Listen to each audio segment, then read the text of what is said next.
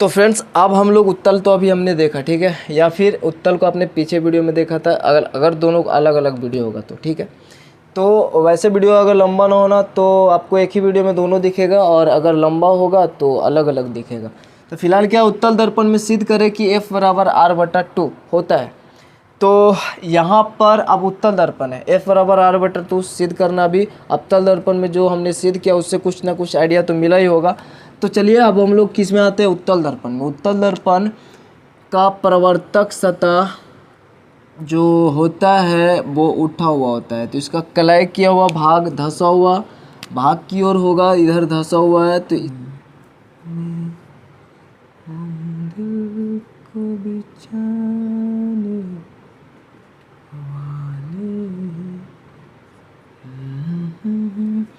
तो ये हमारा हो गया उत्तल दर्पण। यहाँ पर P है, यहाँ पर F है, यहाँ पर C है। आपको पता है वैसे ही आपको एक किरण को भेजना पड़ेगा, तो किरण को भेजते हैं यहाँ से वहाँ तक, बाकी सब कुछ सेम रहेगा। A और B ही मानेंगे हम लोग यहाँ पर, बाकी दुनिया कुछ भी माने उससे मतलब नहीं है। ये A है और ये B है, ठीक है। A B है, आपको पता है ये इस दिशा में लौट जाएगा, लेकिन लगेगा कि यहाँ से आ रहा है, ठीक है, फोकस से। उसके बाद पहले तो हमने एक रेखा को गुजारा जो परिवर्तन के बाद इधर आ गया, इसको नाम दे देते हैं ताकि लिखने में आसानी हो, B' की ओर ऐसा, या फिर चलिए देखते हो लिखते समय देखेंगे, ठीक है। ये आया B और B' की ओर चला गया, इसको ज़बरदस्ती हमने फोकस की तरफ मिलाया। एक अभी लंब डालना है इधर से इधर से, पहले तो हम लोग यहाँ से यहाँ तक मिला देते हैं, क्योंकि ये जो अभी लंब डालेंगे यहाँ पर ये इस दिशा में होगा, वक्रता केंद्र के सामने से। तो डालेंगे तो यहीं पे अभिलंब ना, लेकिन यहाँ तक तो लाएंगे ही।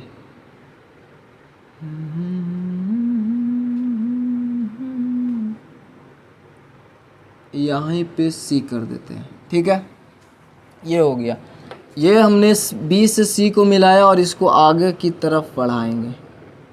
जब इसको आगे की तरफ बढ़ाएंगे ऐसा, तो ये अभिलंब है, इसके जो यहाँ पे कोण बनेगा और यहाँ पे जो कोण बनेगा, आपतन कोण और परावर्तन कोण। इस कोण को जैसे आपतित कोण ये है, आपतित किरण ये है, तो इसको 1 नाम देते हैं। पहले ये बना फिर ये परिवर्तित हुआ 2, ये दोनों कोण आपस में बराबर होंगे प्रकाश के परावर्तन के नियम से, सभी को पता है।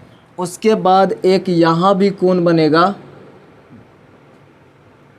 देखिए एक मिनट, इसको हम लोग B तो माने ही है, इधर लिख देते हैं B। यहाँ से क्यों ऐसा हो रहा है, और ये जो हमारा फोकस वाला है, ठीक है। आप अगर ध्यान से यहाँ पर देखें, यहाँ पर इस रेखा को देखें, ये तो इधर चला गया और ये रेखा इधर चला गया सोजा ऐसा, तो यहाँ से 2 रेखा मिल रहा है अपने को ऐसा, इस टाइप से देखें। ऊपर देखें तो ऊपर देखिए ये वाला रेखा जो एक इधर जा रहा है ना, ये तो C से जो हमने रेखा लाया विलंब की और ऐसा होता हुआ जा रहा है इधर, ये वाला रेखा, इस रेखा को आप मान लें कि ये रेखा है, इसको हम लोग यहाँ पर C' मान लेते इधर, या फिर नहीं भी मान सकते, कोई दिक्कत है नहीं वैसे। तो यहाँ पे C' और ये C है इधर, इस वाले रेखा को, और इस वाले रेखा जो F से जा रहा है ना, ये इसको ऐसा मान लें F से, ये वाला रेखा है F, और कहाँ तक जा रहा है F से B' की ओर। अब दोनों देखिए, एक ऊपर कोण बन रहा है, यहाँ पर कोण दूँ, और इसके तरफ जो कोण बनेगा मान लेते हैं कोण 3, तो ये भी इक्वल होगा सम्मुख कोण से, ये भी पढ़ा होगा आपने। तो कोण अगर बनता है इस प्रकार से एक प्रतिच्छेदी रेखा से, तो ये सम्मुख कोण आपस में बराबर होते हैं। तो यहाँ पर भी वही है, यहाँ पर हम लोग कोण 3 मानेंगे, और ये कोण भी इक्वल होगा किसके, 2 के इक्वल होगा। 1 2 तो बराबर है ही, 1 2 बराबर है आप प्रकाश के परावर्तन के नियम से, लेकिन 2 3 को भी बराबर कर देंगे किससे, सम्मुख कोण से। सम्मुख कोण बराबर होता है, चूंकि ये सम्मुख कोण ही है, ये रेखा उस रेखा दोनों के बीच में जो कोण बना ऊपर नीचे सम्मुख कोण सामना सामनी, वो इक्वल होता है। जब 1 2 बराबर 2 3 बराबर, तो 1 3 भी बराबर हो जाएंगे, ठीक है, 1 3 भी बराबर। अब यहाँ पर एक कोण और होगा जिसका नाम देंगे 4, और वो भी बराबर ही होगा, लेकिन उसको बराबर करना होगा। तो उसको बराबर करने के लिए हम लोग सबसे पहले उसको समझाते हैं कि कैसे बराबर होगा, उसके बाद हम लोग कुछ करेंगे। तो क्या होगा, 4 और 1 को अगर गौर से देखें, 4 और 1 को अगर गौर से देखें तो ये एक रेखा जा रहा है ऊपर इस प्रकार से, इस प्रकार से एक रेखा गया, उगता भी नहीं है, ये ए है और यहाँ पर बी बिंदु है, ठीक है। एक नीचे भी रेखा जा रहा है इस प्रकार से, ऐसा देख रहे हैं, यहाँ से कुछ नहीं, मतलब रेखा ही खाली देखना, नाम वाम से कोई मतलब नहीं है, वैसे सिर्फ कोण को समझना है। यहाँ पर ये एक रेखा जा रहा है, ये वाला रेखा की बात हम लोग कर रहे हैं, इस कोण को देखना है 4 और 1 को। तो यहाँ से एक रेखा जा रहा है, ये जो है ना, यहाँ से देखिए इसको अगर आगे की ओर बढ़ाएं, जैसे ऐसे रेखा तो ऐसे जा रहा है, ऐसा डॉट लाइन से आ रहा है, ऐसा देख रहे हैं, और ये सी है, और यहाँ पर कोण हमने 4 लिया है, 4 लिया है, और ऊपर इसको बढ़ाते हैं, यहाँ पर बन रहा है कोण 1, तो इसको ऐसा बढ़ा देते हैं ना, बड़ा होगा। तो यहाँ पर देखिए, अब इसको मिला भी देते हैं ऐसा, तो ये जो ऊपर और ये जो नीचे है वो सेम स्थान पे है ना, सेम स्थान पे है।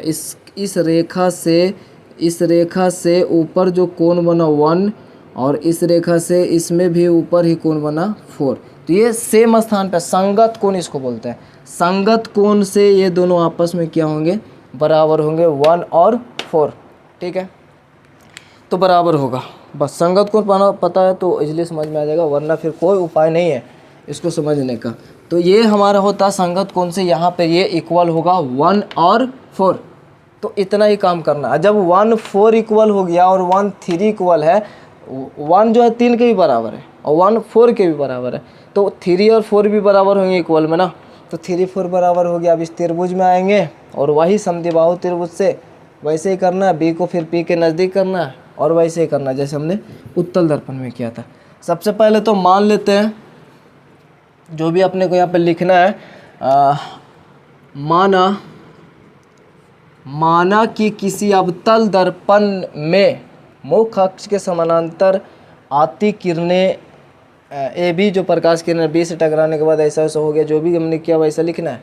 तो आप फिर एम और एम डैश या एम एन भी मान सकते हैं दर्पण को, और उस प्रकार से भी लिख सकते हैं, माना कि एम एन अवतल दर्पण है जिसमें ऐसा ऐसा हुआ, तो वैसा भी लिख देते हैं, माना कि एम एन अवतल नहीं उत्तल दर्पण है, उत्तल दर्पण है जिसमें मुख्य अक्ष के समानांतर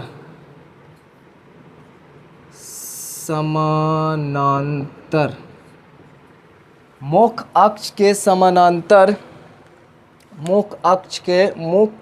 अक्ष के समानांतर मुख्य अक्ष ये रहा, इसके समानांतर मुख्य अक्ष के समानांतर उत्तल दर्पण है जिसमें मुख्य अक्ष के समानांतर ए बी किरण या प्रकाश की किरण, ए बी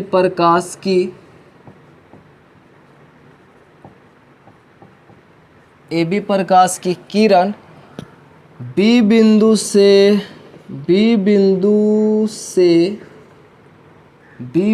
से परावर्तन के बाद बी डैश की ओर चला जाता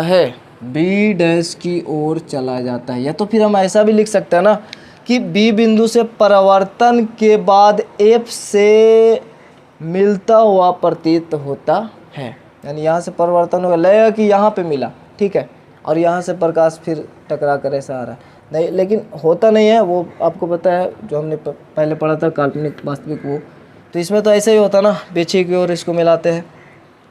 तो बी बिंदु से परिवर्तन के बाद ऐसा लिखता है ना, बी डैश की ओर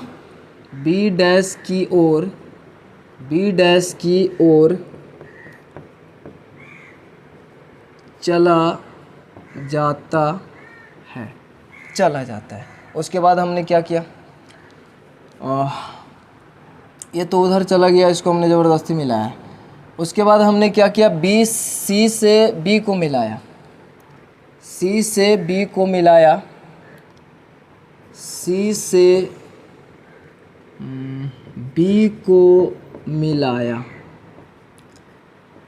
मिलाया। हालांकि यहाँ पे ऐसा भी लिख सकते हैं बी एफ को मिलाया, लिख सकते हैं ना, बी तो चला गया बी की ओर, बी एफ को मिलाया, फिर बी सी को मिलाया तथा जो सी से बी को मिलाया ना उसको थोड़ा सा और आगे भी बढ़ाया हमने। देख लीजिए सी से ही तो होता हुआ आ रहा ना, सी के सामने सी है, इसको सी डैश तक हमने बढ़ाया, इसको भी लिखना है। तो सी से बी को मिलाया, वैसे जैसा लिखा हो वैसा भी लिखेंगे, कोई दिक्कत नहीं है। सी से बी को मिलाया और इसे अर्थात इसी को, इसे सी डैश तक बढ़ाया। अब अगर सी डैश नहीं होता तो भी लिखते हैं कि इसे आगे की तरफ बढ़ाया, ऐसा भी लिख के हम लोग छोड़ देते हैं। वैसे हमने सी डैश मान लिया था तो इसलिए लिख दिया कि सी से बी को मिलाया और इसे सी डैश तक बढ़ाया, या फिर नहीं होता तो ऐसा लिखता ना, सी से बी को मिलाया और इसे आगे की ओर बढ़ाया, ऐसा लिख देते। ठीक है, तो सी डैश तक बढ़ाया बस। और कुछ लिखना चाहे तो लिख सकते हैं, वैसे शुरू में लिख देते हैं कि माना कि एम एन उत्तल दर्पण है जिसमें पी ध्रुव है, फोकस है, सी वक्रता केंद्र है। उसके बाद और लिखना चाहे कि मुख्य अक्ष के समानांतर आने वाली किरण, जो हमने ऐसा लिखा। ठीक है, जो भी आपको दिख रहा है जैसे लिखना, पी से एफ को मिला दिया, पी से सी को मिला दिया, इसे आगे की ओर बढ़ाया या फिर इसे सी डैश की ओर बढ़ाया, इसको जो परिवर्तन हुआ ये बी डैश की ओर चला गया, ऐसा लिख सकते हैं। तो अपना मन से ही लिखना है इसमें। तो अब तो हमने इसको लिख दिया, उसके बाद अब वही बात आता है इसमें भी, 1 जो है 2 के बराबर होगा। इसमें क्या होगा, चूँकि कोण 1 जो है बराबर है कोण 2 के, और ये किस नियम से है, तो प्रकाश के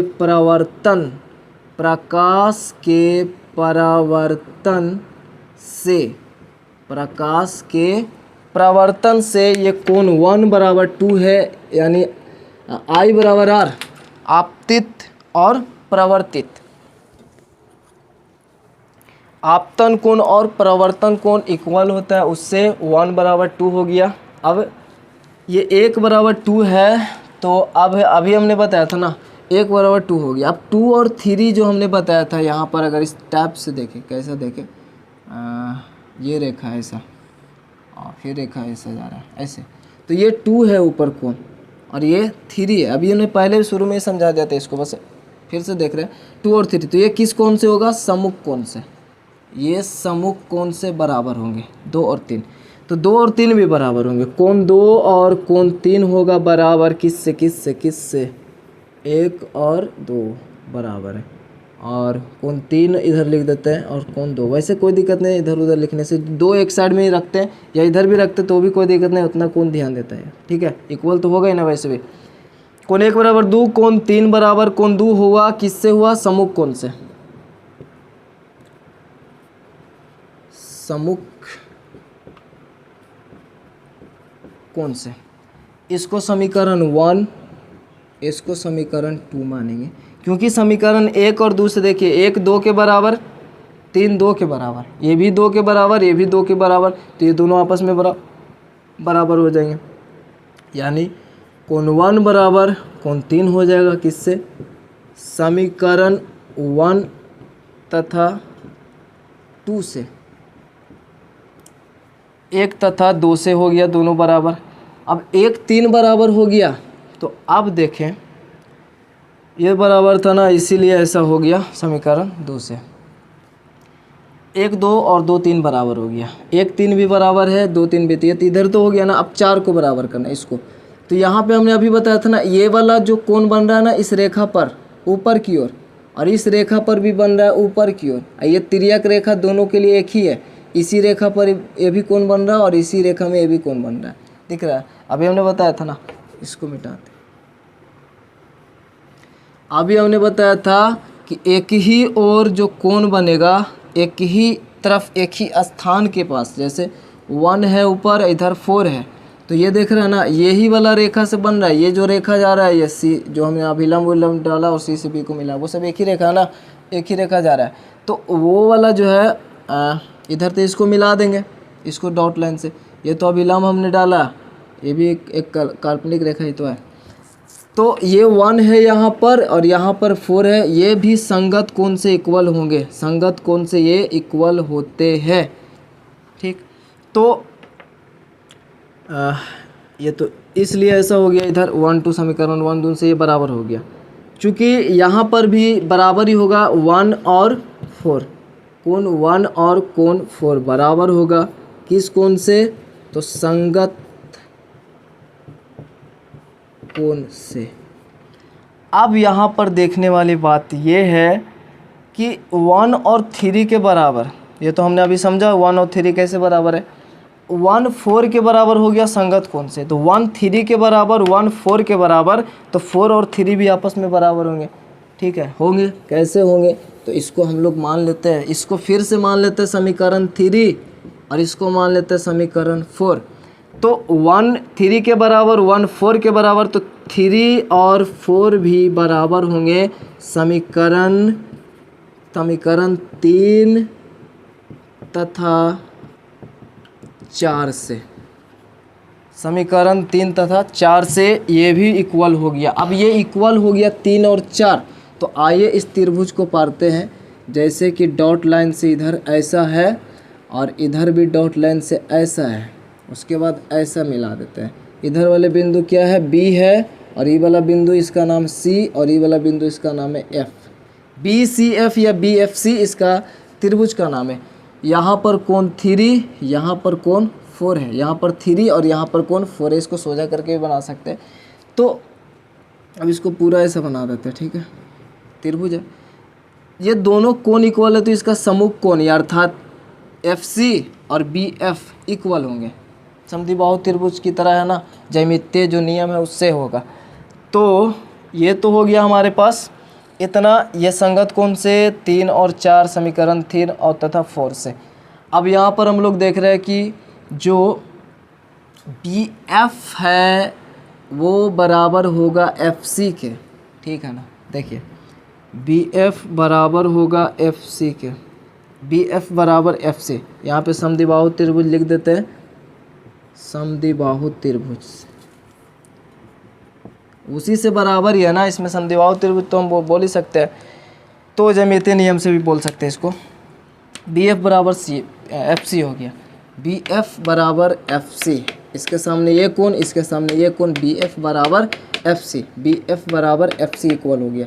अब अपने को क्या करना है कि FC तो ठीक है इसी लाइन में है, क्योंकि इसी लाइन में F और R मिलेगा, तो इसी लाइन में अपने को रहना है। लेकिन हम ऊपर जो गए हैं BF जो दिख रहा है, FC तो ठीक है, FC का काम में आ जाएगा, लेकिन जो BF है इस B को हम लोग मानेंगे क्या, क्योंकि है ही P के नज़दीक। ये तो हम लोग डायग्राम में इसको बड़ा दिखा के बना रहे, तो ये लग रहा है इतना दूर है, बट अपने रियली में अगर इसका कुछ प्रैक्टिकल करेंगे ना तो बहुत नज़दीक होता है। यहाँ पे होगा P के एकदम पास में ही होगा। तो ये अगर B P के पास में है तो वही जो हमने अभी पीछे समझा था अवतल दर्पण से, वैसा ही है। B को P के नज़दीक अगर है, यदि है, तो BF PF के बराबर, चूँकि B भी यहीं पे है, यहीं पे, वो तो जूम बड़ा करके दिखाया गया, बड़ा डायग्राम बनाकर आपको अच्छे से समझने के लिए बनाया गया। तो है तो यहीं पे ना, P के नज़दीक है B और इसके नज़दीक है, तो PF बोले या फिर BF बोले, दोनों बराबर ही होगा। तो वही बोल रहे हैं यहाँ पे BF बराबर FC है, तो लिखेंगे यदि बिंदु B या फिर यदि B बिंदु P के नज़दीक है,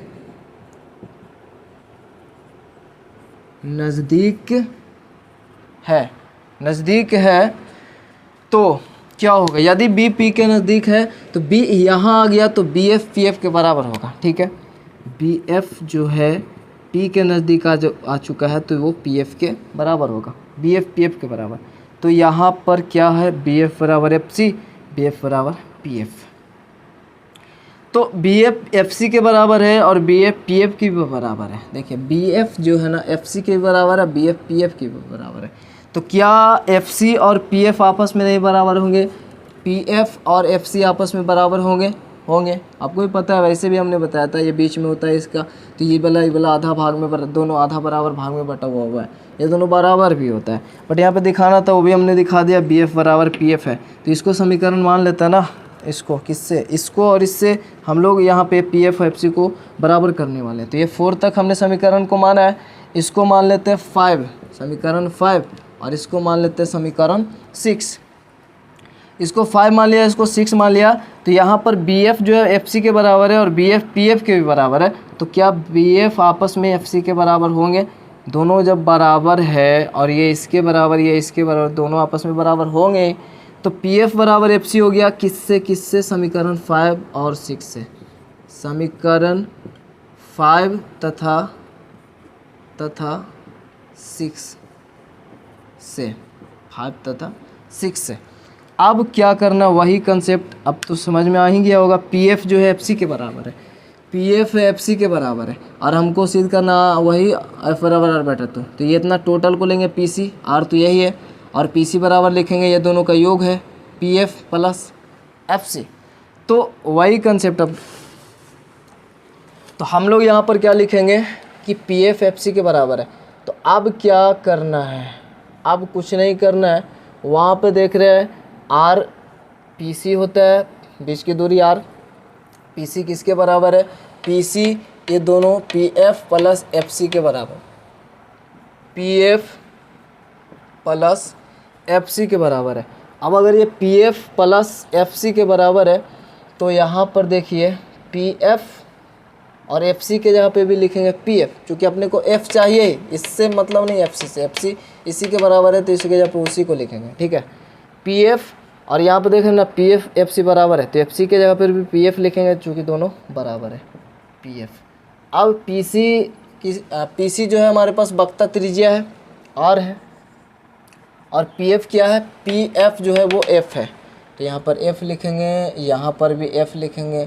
इसको उधर कर देते हैं, इधर 2f हुआ ना, जोड़ के इसको इधर कर देते हैं और इसको इधर लिख देते हैं, कोई दिक्कत नहीं है वैसे लिखने में, दोनों इक्वल ही है।